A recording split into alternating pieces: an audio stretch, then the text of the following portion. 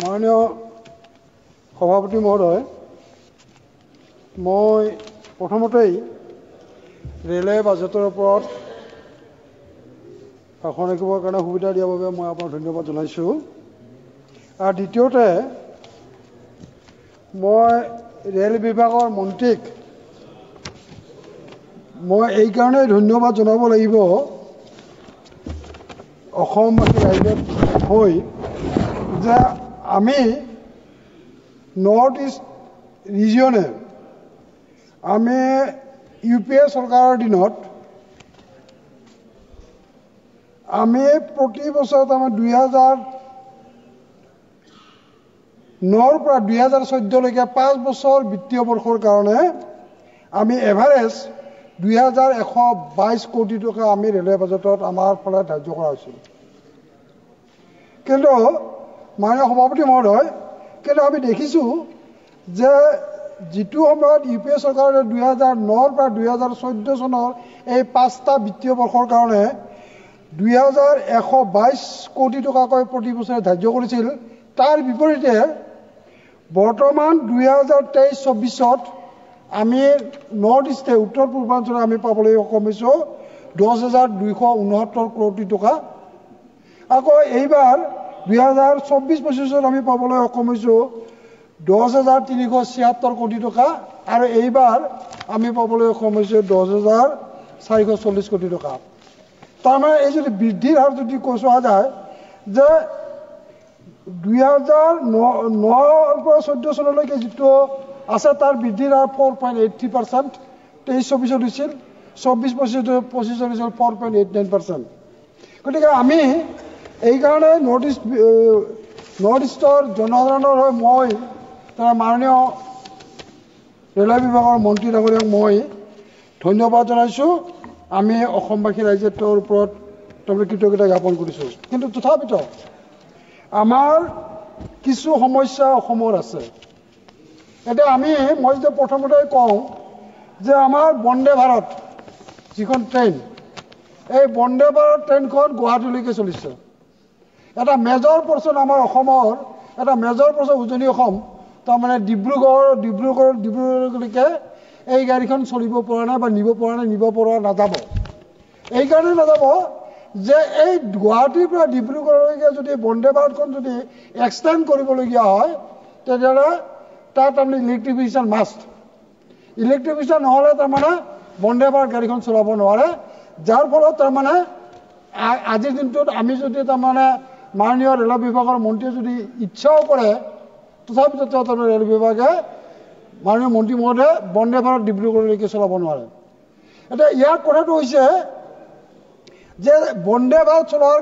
পৰিৱেশ সৃষ্টি কৰাৰ কাৰণে এই গুৱাহাটীৰ পৰা ডিব্ৰুগড়লৈকে যিটো ৰেল লাইন, এই ৰেলত তাৰমানে যি ইলেক্ট্ৰিফিকেশ্যনৰ কাম হৈ আছে, এই কামখিনি যাতে সম্পূৰ্ণ কৰে, অতি সোনকালে সম্পূৰ্ণ কৰি যাতে ইয়াৰ ডিব্ৰুগড়লৈকে যাতে বন্দে ভাৰত চলাব পাৰে তাৰ ব্যৱস্থাটো কৰিবৰ কাৰণে মই মাননীয় ৰেল বিভাগৰ মন্ত্ৰী ডাঙৰীয়াক মই অনুৰোধ জনাইছোঁ। দ্বিতীয়তে মই এটা কথা ক'ব বিচাৰিছোঁ যে আমাৰ ৰেলে ডাবলিং আমাৰ গুৱাহাটীলৈকে আছে। গুৱাহাটীৰ পৰা এইফালে এই ডিব্ৰুগড়লৈকে আমাৰ লাভলিংটো কমপ্লিট হোৱা নাই। এতিয়া ইয়াত যদি আমি যদি চাওঁ লামডিঙৰ পৰা ফৰকাটিং জংচনলৈকে প্ৰিলিমিনাৰী এক্টিভিটিজ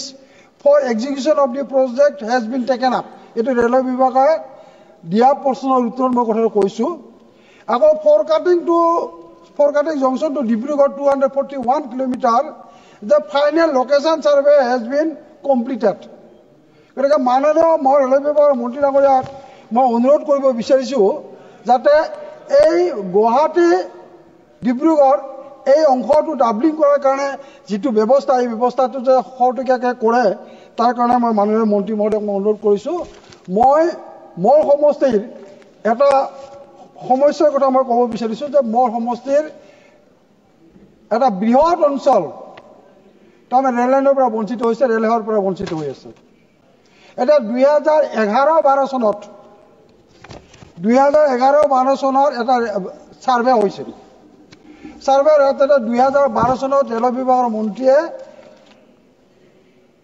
ৰাজ্যসভাত প্ৰশ্নৰ উত্তৰ দিছিল যে